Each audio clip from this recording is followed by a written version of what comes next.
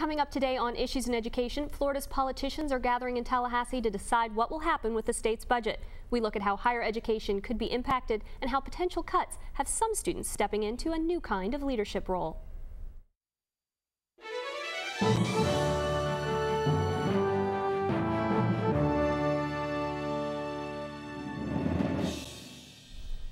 Welcome to Issues in Education. I'm Suzanne Smith, alongside my co-host, the Florida State University President, Dr. Eric Barron.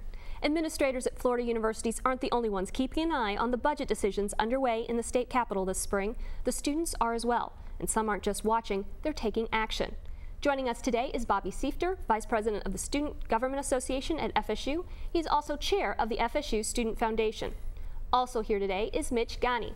He's the Director of the Governmental Affairs for the FSU SGA and Treasurer of the FSU Student Foundation. Welcome. Hi. Hi there.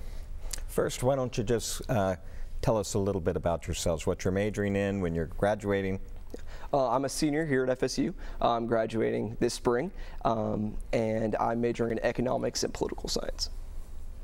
All right, I'm also a senior at FSU, and I'm majoring in biology, and hopefully graduating this semester. What are you going to do when you finish with school at FSU? I'm doing a program called Teach for America in Atlanta, so I'll be moving up there this summer to do intensive training to become an elementary school teacher, and then I'll be doing a 2-year commitment for that. I'm applying to law schools actually right now, waiting to hear back, so it's still kind of up in the air as to where I'm going to be in the next few months. It's exciting though.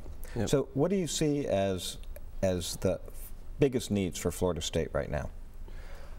Do you want to take that? Yeah, I mean, I think it's pretty clear that the biggest needs for FSU over the time that Mitch and I have been here has been budget-related issues. And I've gotten a chance to interact with Dr. Barron a lot over the past year as Vice President, his first year as President. And one of the things that we talk about is the importance of private fundraising and making us less reliant on the state so that we don't have to consistently come into these issues every year. So just making sure that we're more balanced in where we're getting our money and so that we're able to meet the needs of our students and faculty. All right, just to kind of go off of what Bobby said, I think it's one of the biggest issues that we've had to deal with, especially as a university, is the budget and receiving money from the state university system and also from the legislators and the Capitol regarding higher education in general, and also state employee benefits. So budget is one big issue, and benefits as well, because it essentially is a change in what an employee is paid. What other issues are out there that you're working on and thinking about?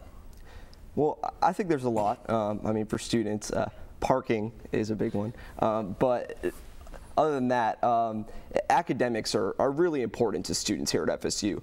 When Dustin Daniels and I ran for student body president and vice president, 2 of our main big components of our campaign were focusing on academics and making sure that students are getting quality education inside and outside of the classroom. So we created college leadership councils to get students engaged in their colleges throughout the year, and getting to meet alumni, faculty, consistently becoming a greater part of that community.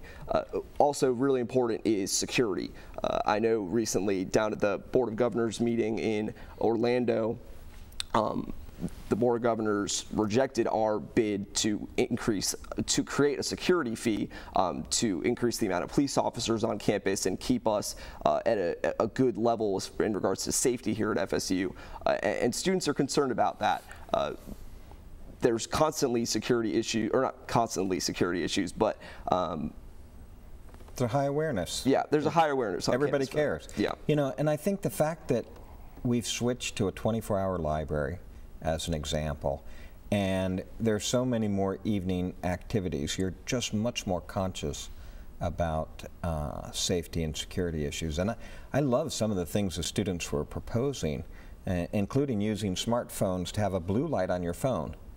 So the police are alerted to where you are, not you finding a blue light pole somewhere. So students have had a lot of great ideas about how to move forward with that. Yep. A lot of the times people think Student Government Association is just dealing with the things that are on campus, like the safety or the libraries or parking, which are all big questions. But now with like the legislative session coming up, you're expanding into budget issues. What are you concerned that's going to happen when the legislature begins to convene March 8th this year to deal with budget issues? What are you most concerned that's going to happen to higher education?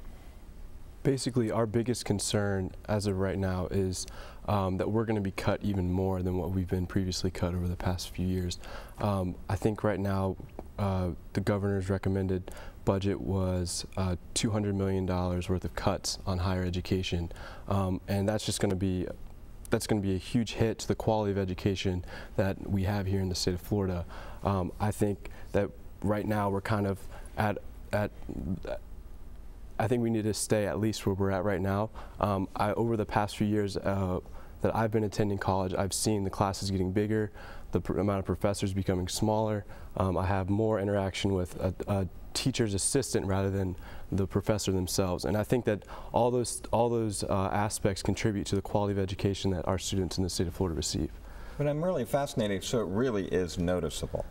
Because, I mean, I look at it on a page that since the 2007 cuts, we've dropped by about 125 faculty, and we have the same number of students. And the other thing that's interesting is that, and you see it across the state, perhaps across the nation, that if you're still trying to meet a course, a less expensive way to meet the course is an adjunct, or to bring someone in from the community, or to use a graduate student.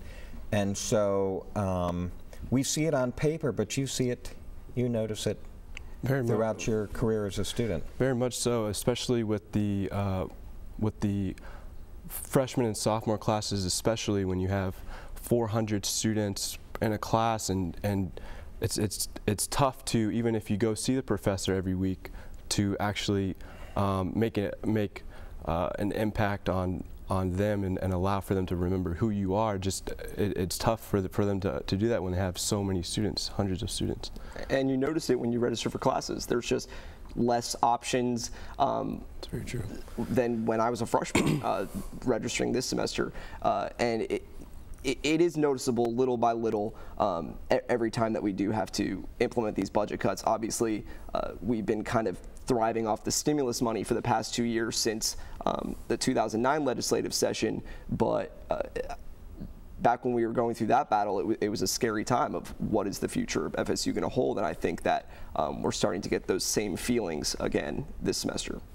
Are you concerned that one of the solutions to the budget cuts might be increasing your tuition?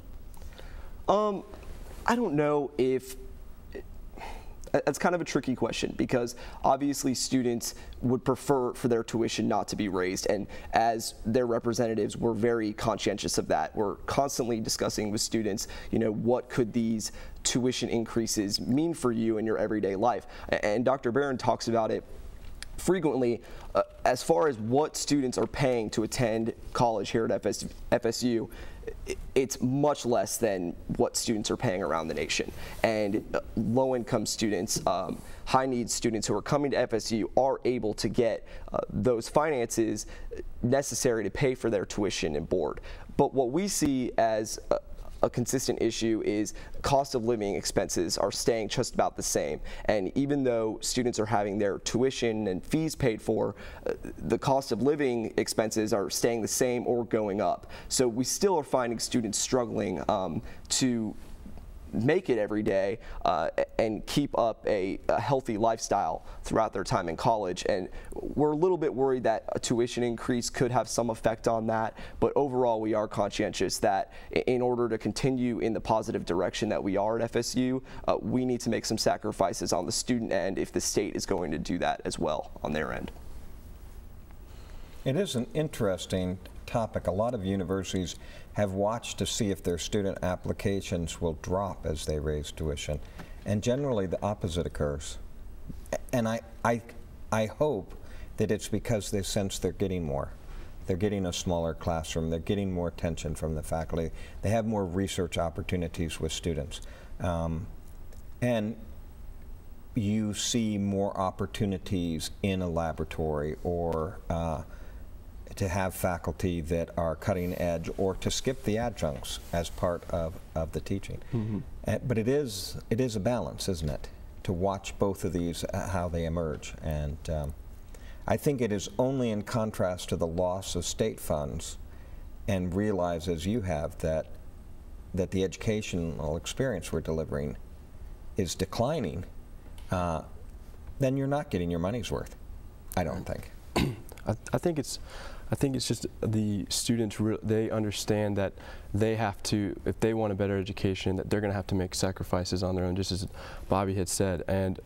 But I think that they also understand that to have a great institution, it's going to just take more than increasing tuition. And so I think that they're looking for the state university system to step up and make a step forward, I guess, as far as improving the university system here in the state of Florida. Well, how are you communicating these ideas that you want the university, or really the legislature, to do this year? How are you letting them know what you are thinking? Well, we've actually done a few innovative things with the Daniel Seifter administration, as far as creating a lobbying conference, which is something that we're in the midst of doing right now. Actually, this past Sunday, we had the first part of the conference, where we had a lobbying workshop. We educated about 40 students on how to lobby effectively, what our legislative agenda is this year, you know, how when you go speak with a representative or senator, how you should communicate with them, and all the types of basics that goes along with lobbying. And then this Thursday, we're going to be holding the meetings so that students can take what they've learned from the workshop and actually use it when they go meet with their representative and/or senator. So that's one way that we're trying to effectively communicate with the legislature, like that, you know, these are the things that we care about, and we'd like to see changes made. And is budget the only issue that you're lobbying on right now? No, budget is one of the more important ones. However, we are lobbying against the bills concerning carrying concealed weapons on campus.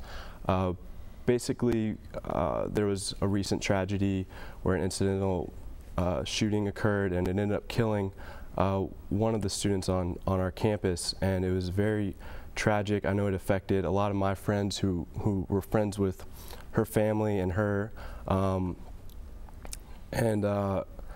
to allow students to bring these weapons legally on campus on their person, I think it just increases the probability of more incidental shootings to occur.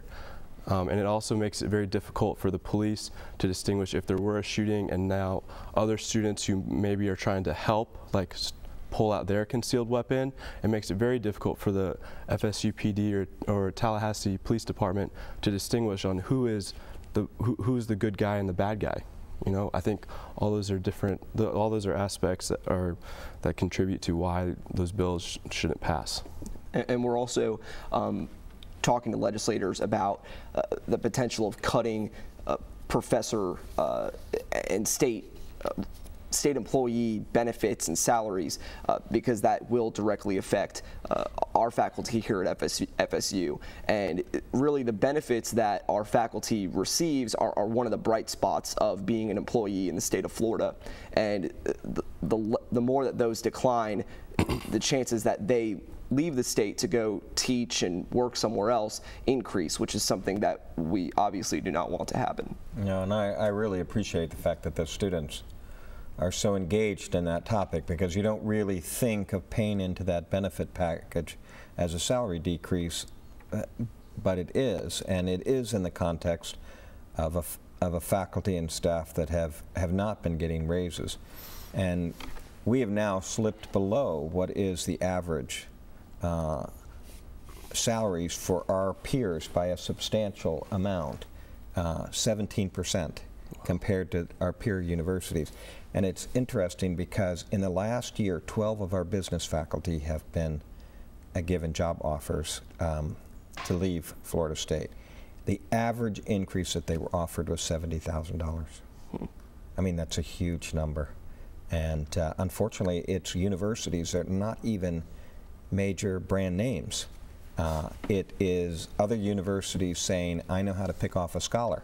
Those people aren't paying their faculty to keep them there. So the benefit package makes that even more significant. Mm-hmm. Do you know the percentage by chance of how many of those professors actually take that offer and go somewhere else? Well, unfortunately, the majority of those 12 did. And, wow. and you can just think of it personally. If you're sitting there with a faculty salary and someone offers you $70,000 more or $100,000 more, and you have a family, and you want to send your child to Michigan and pay $28,000 in tuition instead of $4,000, that becomes very appealing to have that kind of salary increase. So, and right now, we're still in a deficit situation from our last budget cuts. We're almost out of it. That's why this year is so important. But it makes it hard for us to put together the money to keep people. So. You're starting there's a new website coming, Advocate for Florida State, which is actually to help communicate all these ideas to the legislature. Can you tell us a little bit about that? Yeah, this is an initiative of the three main DSOs on campus, I believe. Explain what a DSO is. Direct service organization. Direct service organization. That is the Alumni Association, the FSU Foundation, and the boosters. And the boosters are involved as well. And this is a way to reach out to alumni, friends of the university, and even students now to get them engaged in this political process this session. Because really, we have alumni throughout the state, friends of the university throughout the state, and what these members of the legislature really care about are their constituents and what their voting base has to say about the things that they're discussing up here at the Capitol. So if we can get the people that are passionate about Florida State in their ear talking about why it's important to keep FSU and higher education as a high budgetary priority, and all the other issues that we lobby for as a university, if we can get even more people out there advocating on our behalf, that will increase our likelihood of success at the Capitol. There's one other thing that you've done that's quite remarkable, and it began last year with Protect Our Professors. Would you say what that's about? Protect Our Professors was a student fundraising initiative that was started in spring 2009. It was about a 3 or 4 month campaign, and with the help of the FSU Foundation, students were able to raise about $140,000 for the purpose of keeping consistent and increasing the quality of academic life here at FSU, primarily geared towards helping faculty, professors.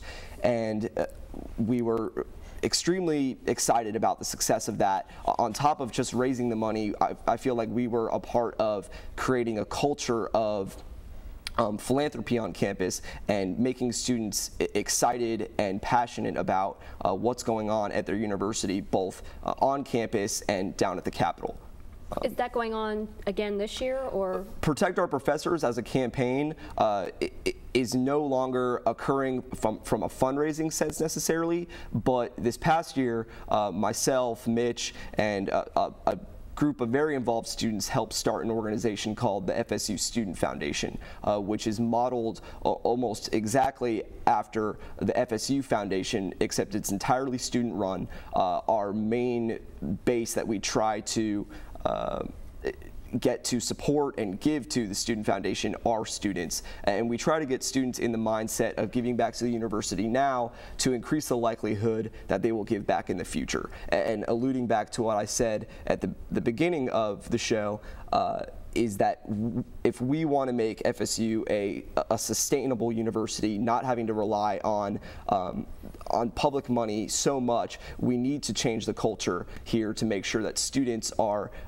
giving back, and that the spirit of philanthropy really is sustained throughout our entire FSU culture.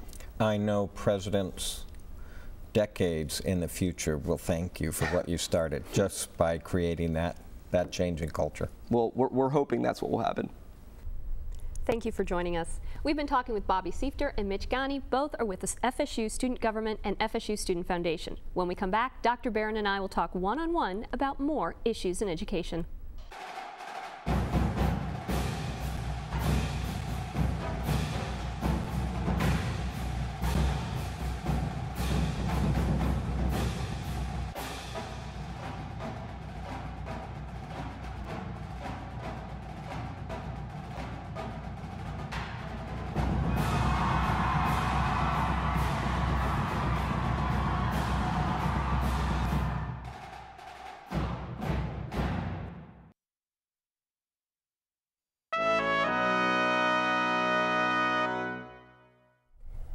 Welcome back to Issues in Education. I'm Suzanne Smith, sitting with Dr. Eric Barron, the president of the Florida State University. Dr. Barron, we've been talking about what the students want from this legislative session. How do their goals line up with what the goals are for the university? I think they line up remarkably well when you come right down to it. They've witnessed firsthand what happened with the last round of budget cuts. They've noticed it in the classroom. They've noticed it in terms of who's standing in front of them and the size of the classes, and I think they realize very clearly that those additional budget cuts are just going to make that story worse. And so in many ways, they're saying the same thing we're saying. Are they going to be one of the best representatives to the legislators on what is necessary for the university? Well, you know what's fascinating is that constantly the message that's out there is that higher education is running away with its costs. Now, a lot of places in the nation that's true for. It isn't really true here because the tuition has been maintained at such a low level, and the contribution from the state has been so important. And so I think that this becomes a unique situation. Well, they talked about the FSU Student Foundation, which works with the FSU Foundation. Why is it necessary to have the FSU Student Foundation when we already have a foundation to raise money for the university? So I don't think it's necessary. I think what it is wonderful, because here are the students committing themselves to philanthropy. They're basically saying, here's our vision for what should be important for a university.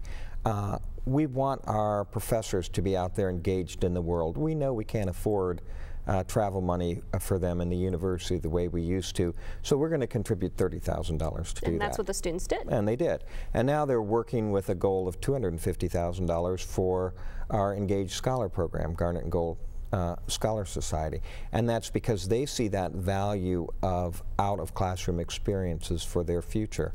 So, you know, in that sense, what they're doing is absolutely wonderful. The benefit of a foundation, they didn't have to create their own 501(c)(3). They used the university foundation. But the other benefit of it is they're getting some real experiences. There's now a student member on every single one of the major committees that the FSU Foundation has, as well as them responsible for fundraising for their dollars and deciding what it is that they're going to commit those resources for. And, you know, should I ask the students to give money to the university? Now we have our students asking students and parents to give money to the university. It's a very different message, great message. Well, one of the messages you're working on right now is to tell the legislature what you want them to do for FSU and the other universities in Florida. What message do you want them to hear about it? Okay, I don't want to put my hand out and say just give me more. I understand that the budget is tough. What we need is greater flexibility and an ability to charge at closer to the market rate for tuition. That way we can guarantee the quality that the citizens of Florida expect. We know quite clearly that if they don't sense the quality, they leapfrog the state boundary and they go someplace else, and they pay an enormous amount of tuition to do so. And so that tells me that parents and students are making that decision on value. And so we want to make sure that we keep the best and brightest in Florida, because they'll turn around and be employed here. So what we've asked for is give us more flexibility. Allow us to sit there and make the investments with the dollars that we have, whereas now we're often told what we have to spend each dollar on, and allow us to have a tuition that reflects great education. Even in doing so, we'll be well below the market. What can people do to help convince the representatives to do what you're saying? Well, I think one thing they can do is say, you know, compared to any other university, what we charge in tuition is not a burden. And the citizens understand that we need to be able to have the resources to deliver a great education. That message would be tremendous. We recognize that students still have to have a place to live and they still have to feed themselves. But right now, our in-state student population, 70% of them don't pay even $750 a year in tuition and fees. And so the more the legislature realizes what a bargain we are, I think the more flexibility I hope we get. Bing Energy recently announced that they were going to be coming to Tallahassee and bringing 250 jobs to the area to work with FSU's High Performance Materials Institute and the Center for Advanced Power Systems. Is this just an example of how research can help fund economic development? It's a great example. What we're seeing is on our Southwest campus, we now have several pieces from a mag lab, from superconductivity center, from advanced power systems, material sciences, and engineering. Those entities are really quite synergistic and are busily spinning off companies.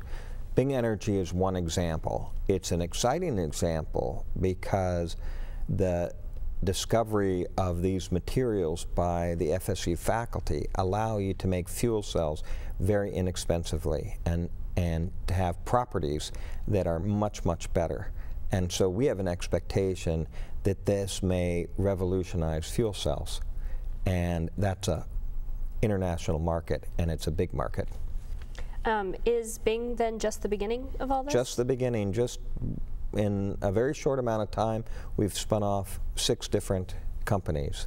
And I believe that if we had the dollars to invest in some of these areas, because it's a struggle when your budget's being cut, and you might look at material science and engineering as just a hotbed for ideas and innovation, and you'd like to put the dollars there, but you have to take it from someplace with a whole bunch of constraints on every dollar. So where do you take it to help foster that? Now, we need the dollars to be able to invest, and if we get that opportunity to invest, I think you'll see this university just take off in its role as an economic engine. A lot of state leaders were at that announcement, including the governor. Did you get the impression from them that they want to do that? They want to support it? I think that they see universities as economic engines.